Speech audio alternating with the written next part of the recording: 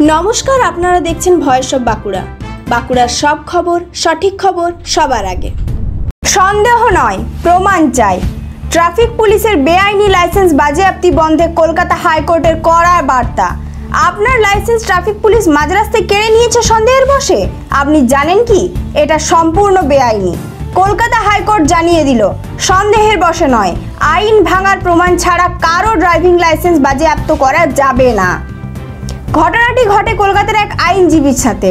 তিনি অভিযোগ করেন, কোনো রকম লিখিত কাগজপত্র ছাড়াই ট্রাফিক পুলিশ তার ড্রাইভিং লাইসেন্স কেড়ে নিয়ে 1000 টাকা জরিমানা দিতে বাধ্য করে। এই ঘটনার পরেই তিনি কলকাতা হাইকোর্টের দ্বারস্থ হন এবং সেখানে আদালত সাফ জানিয়ে দেয়, ট্রাফিক পুলিশ লাইসেন্স বাজেয়াপ্ত করতে পারে শুধুমাত্র যখন আইন ভঙ্গের স্পষ্ট প্রমাণ থাকে।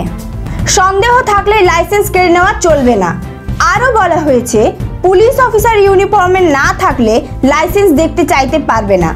লাইসেন্স কেড়ে নিলে অবশ্যই লিখিত রসিদ বা অস্থায়ী লাইসেন্স দিতে হবে এবং সবচেয়ে বড় কথা, লাইসেন্স সাসপেন্ড করার ক্ষমতা শুধুমাত্র ট্রান্সপোর্ট অথরিটির, পুলিশের নয়।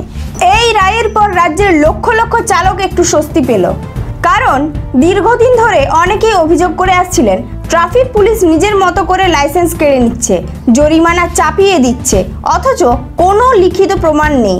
এবার থেকে আর নয়, আইন জানুন, নিজের অধিকার জানুন, অন্যায়ের বিরুদ্ধে রুখে দাঁড়ান। ভয়েস অফ বাঁকুড়ার তরফ থেকে আমরা এই রায়কে স্বাগত জানাই এবং আপনাদের বলি, পরের বার যদি কোনো ট্রাফিক পুলিশ আপনার লাইসেন্স বাজেয়াপ্ত করতে চায়, সন্দেহের ভিত্তিতে চ্যালেঞ্জ করুন, লিখিত নথি চান, নিজের অধিকার জানুন। এই খবরটি শেয়ার করুন প্রতিটি চালকের কাছে। জানতে দিন, সন্দেহ নয়, প্রমাণ চাই। এটাই ভারতের আইন। এই ধরনের গুরুত্বপূর্ণ খবর সবার আগে পেতে আমাদের চ্যানেলটি সাবস্ক্রাইব করুন আর ভিডিওটি শেয়ার করতে ভুলবেন না।